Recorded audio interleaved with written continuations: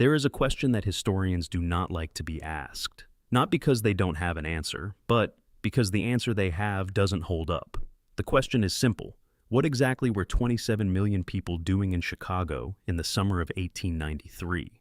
Official history gives us the celebration version, a world's fair, a triumph of human ingenuity, a gathering of nations to marvel at the achievements of the modern age. It is a comfortable answer, wrapped in bunting and gaslight, and it has survived unchallenged for over 100 years. But when you pull at that answer, even gently, something comes loose. And once it starts coming loose, it does not stop. Because this was not a celebration. What happened in Chicago in 1893 was something far more deliberate, far more calculated, and far more disturbing than anyone has been willing to say out loud. What happened in Chicago was the reprogramming of an entire population, a mass socialization event on a scale the world had never seen before and has never seen since. A curriculum delivered not in a classroom, but inside a city of plaster and dreams, designed from the foundation up to teach millions of people who they were, where they came from, and most importantly, how they were expected to behave in the new world that had been built for them.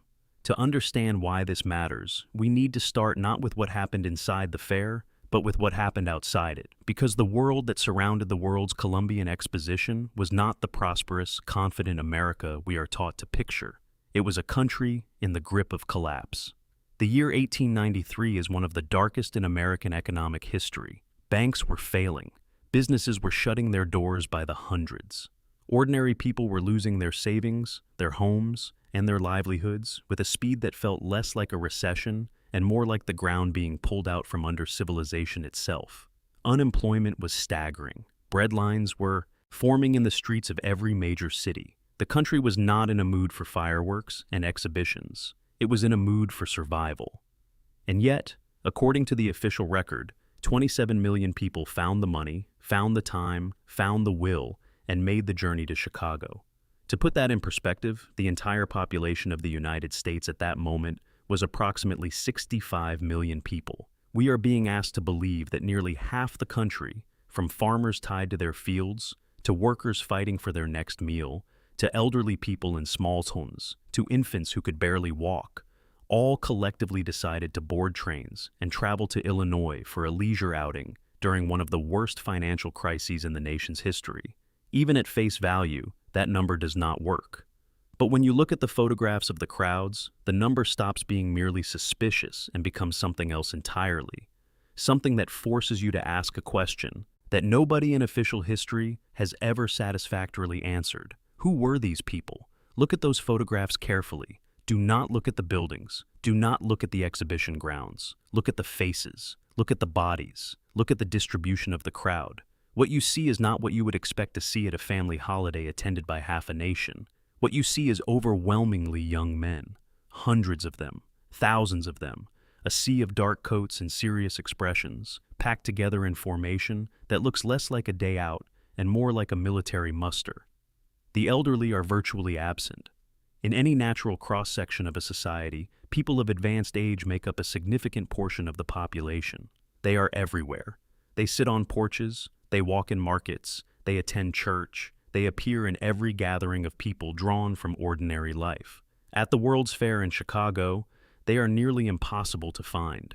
You can scan photograph after photograph and count the elderly individuals on one hand. Children are similarly sparse, not absent entirely, but so underrepresented that their presence only emphasizes how wrong the ratio is. This is not what half a nation looks like. Half a nation has grandparents, half a nation has toddlers. Half a nation has families of every shape and age walking together, the way families do.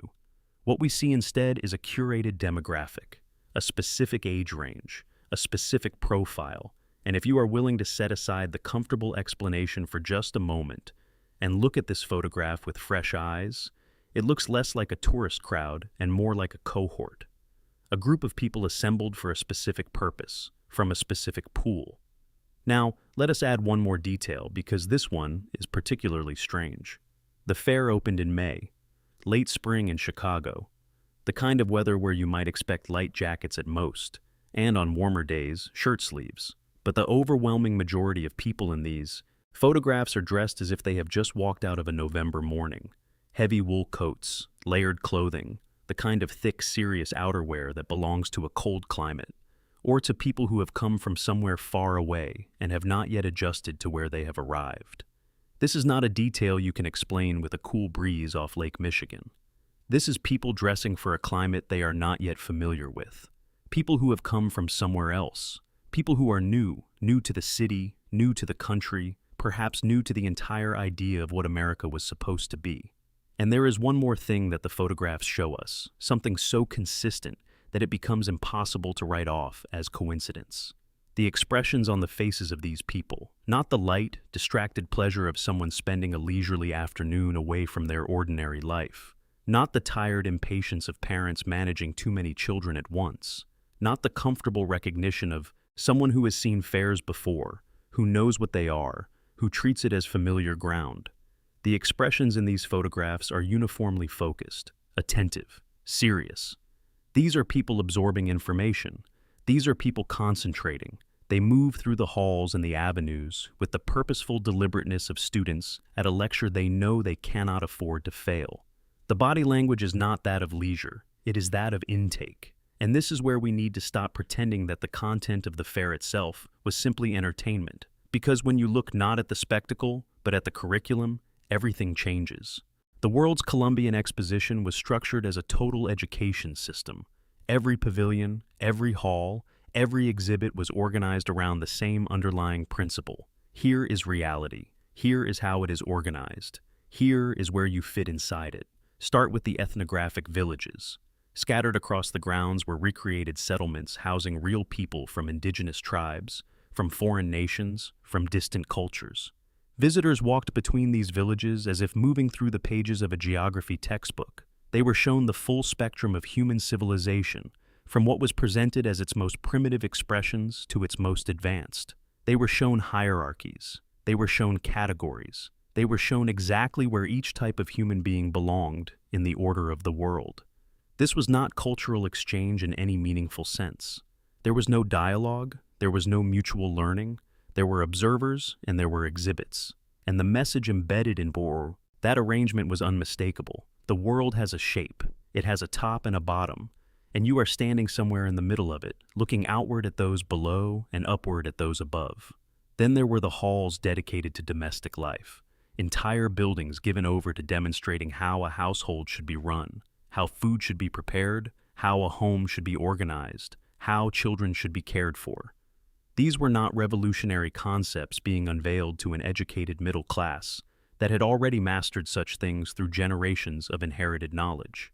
These were basic instructions, foundational lessons, the kind of knowledge you would need to transmit to someone who had no grandmother to teach them, no family tradition to fall back on, no ancestral memory of how ordinary life was conducted. Think about that for a moment. Who needs to be taught how to run a household? Who needs a formal exhibition to explain the basics of domestic life? Someone who has never lived in a household before. Someone for whom these things are not instinct or tradition, but new information to be received and filed away. And then there were the machines. Hall after hall of industrial equipment, steam engines, electrical generators, mechanical looms, devices of every description. Visitors move through these spaces receiving a visual education in how the modern technological world operated, how it was powered, what it could produce, what it required of the people who worked inside it. This was not entertainment, it was orientation. It was the equivalent of the first day at a new job, except the job was civilization itself, and the employees had just arrived. But there is one exhibit that stands apart from all the others, one that, the longer you think about it, the more disturbing it becomes.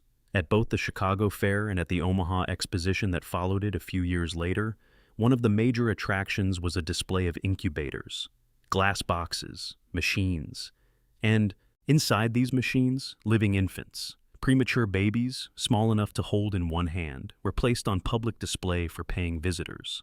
People strolling the fairgrounds with popcorn and lemonade could step into a pavilion and watch living newborns being kept alive by technology. The atmosphere, by all accounts, was festive. Carnival barkers stood outside calling the crowds in. The nurses inside moved with professional efficiency while the audience watched from the other side of the glass. Official history calls this medical innovation. It says these exhibitions saved lives, raised public awareness, demonstrated the power of modern science, and perhaps some of that is true. But the question is not only what was being shown, the question is what was being taught. Because what that exhibit communicated to every person who walked through it was a single idea. The idea that life itself is a managed process, that survival is a technical achievement, that a human being at the most at the fundamental level is a product that can be supported, maintained, and preserved by a system, by the right equipment, by the right authorities, by the right institutions. This was a psychological barrier being dismantled in real time, in front of millions of people. The barrier between the natural and the manufactured. The barrier between what is given by birth and what is conferred by a machine. Once that barrier falls, a great deal becomes possible that was not possible before. And the people running these exhibitions knew exactly what they were doing. Now, let us talk about what surrounded the fair, because the white city of Chicago did not exist in isolation. It existed inside a landscape of catastrophe. Throughout the 19th century and into the early 20th, American cities burned with a frequency that defies any natural explanation. The list is staggering in its regularity. Chicago itself burned in 1871, Boston burned in 1872, Baltimore burned in 1904, San Francisco was destroyed in 1906. Smaller cities burned continuously throughout the period, sometimes more than once. Official history attributes all of this to wooden construction and primitive fire safety. And that explanation might satisfy you if the fires were random, but they were not random. They were total. City after city burned not in one neighborhood or one district, but from edge to edge, leaving nothing standing that could serve as evidence of what had been there before. After each fire, something interesting happened. The city was rebuilt faster than should have been possible, in a new style, with new architecture, on new street grids. The old was gone completely. The new rose in its place with remarkable speed and uniformity. As if the reconstruction was not a recovery, but a replacement. As if someone had been waiting with the blueprints already drawn. There is also a pattern in what survived these fires and what did not. The grand civic structures, the government buildings, the financial institutions, the record halls, the repositories of documentation, these burned most completely of all. The very buildings that would have contained the evidence of who had lived there before, the deeds and the census records and the marriage certificates and the property transfers, gone, not damaged, not partially preserved, gone. And in their place, new records, new documents, new histories written fresh on clean paper by people who had arrived after the fire, and who had only been told what came before, rather than having lived through it themselves. The fires did not merely clear the land, they cleared the memory. And the people who survived these fires, or more accurately, the people who appeared in these cities after the fires were extinguished, exhibited behavior that observers at the time found puzzling. There was no grief. There was no searching through the ruins for lost possessions or missing relatives. There was curiosity. There was observation. Men in good coats standing on high ground watching the flames with the detached interest of people, watching a spectacle that had nothing personal to do with them. This is the behavior of people who have no attachment to what is burning, because it was never theirs to begin with. And this connects directly to one of the most remarkable and most deliberately obscured facts of 19th century American history. The orphan trains. Between 1854 and 1929, more than 200,000 children were transported by rail from the eastern cities to farms and small towns across the Midwest and the South. The official narrative describes this as a humanitarian program, a well-meaning effort to find homes for the abandoned children crowding the streets of New York and Boston and Philadelphia. And it was that, in the most literal sense. There were children. They needed homes. They were put on trains and distributed. But 200,000 children does not come from ordinary urban poverty. Ordinary urban poverty creates hardship. It creates overcrowding. It creates suffering. It does not create, in a span of a few decades, enough parentless children to fill an entire demographic migration. Not unless something had happened to the parents on a scale that official history is not prepared to discuss. What happened to the parents? Where did 200,000 children come from, all at once, all without families, all in need of placement in new homes and new territories? This is not a question that official history asks, but it is the question that connects everything we have been discussing into a single coherent picture. Empty, cities that appear in old photographs scrubbed clean of inhabitants. Orphans appearing by the hundreds of thousands with no traceable origin. Fires that obliterate the old and make way for the new. And then, at the precise moment when the new population has been assembled and distributed across the continent, a series of enormous exhibitions held in major cities where millions of people are walked through a structured curriculum designed to give them an identity, a history, a cultural framework, and a set of behavioral norms. The World's Fair was not the celebration of a civilization that had arrived. It was the installation of a civilization that was just beginning. The people walking those grounds were not proud inheritors of a long American tradition. They were new. They were recently arrived. They were being given, in compressed form, everything they had not had time to absorb through the ordinary process of growing up inside a culture, language, history, social hierarchy, domestic practice, industrial knowledge, national identity. And the architecture in which all of this was delivered was itself a message. The White City, as it was called, was built almost entirely from a material called staff, a compound of plaster, cement, and binding agents that could be poured into molds and set rapidly, producing surfaces indistinguishable from stone or marble to the naked eye. Using this material and a system of industrial molds, the builders of the fair created an entire city of classical architecture in less than 2 years. Columns, arches, friezes, monumental statues, ornamental facades. All of it poured from templates, stamped by the hundreds, assembled by teams working around the clock. This was not just an engineering achievement, it was a statement. It said, "This is your heritage. These columns, these proportions, these classical forms, these symbols. This is the civilization you belong to. This is the tradition you are inheriting. This is who your ancestors were." And the genius of using plaster was that it was indistinguishable from stone to anyone who had never seen real stone up close. To someone arriving from somewhere unfamiliar, from somewhere without grand architecture, without monuments, without the accumulated visual vocabulary of a long-established civilization, the White City looked ancient. It looked real. It looked like the inheritance of centuries. The fact that it had been poured from molds 6 months earlier was not visible. The fact that it would be rubble within 2 years was not yet known. All that existed in that moment was the overwhelming, undeniable, visceral impression of standing inside a great civilization, of belonging to something vast and old and powerful and true. Never mind that most of these people had no demonstrable connection to ancient Greece or Rome. Never mind that the buildings were made of plaster and would be demolished within a year. The visual language of the classical world was being imprinted on millions of minds as the baseline image of civilized achievement. You are the heirs of greatness. Now behave like it. And then, when the exhibition closed, the buildings were torn down. Quickly, thoroughly, almost vindictively. Structures that had been built to last, that were demonstrably capable of lasting, were dismantled and sold for scrap or simply burned. The few that survived, like the Palace of Fine Arts that later became the Museum of Science and Industry, did so almost by accident, saved by specific advocates who fought for their preservation against an official disposition toward total erasure. Why destroy something you spent so much effort to build? If the goal was to celebrate civilization, why not leave the celebration standing, unless the goal was never the buildings, unless the buildings were always just the container, the curriculum delivery mechanism? And once the curriculum had been delivered to sufficient numbers of people, the container was no longer needed and in fact was better removed, because leaving it standing would have invited the wrong questions about how it got there and what it was really for. Think about what these people were given in the span of a single summer.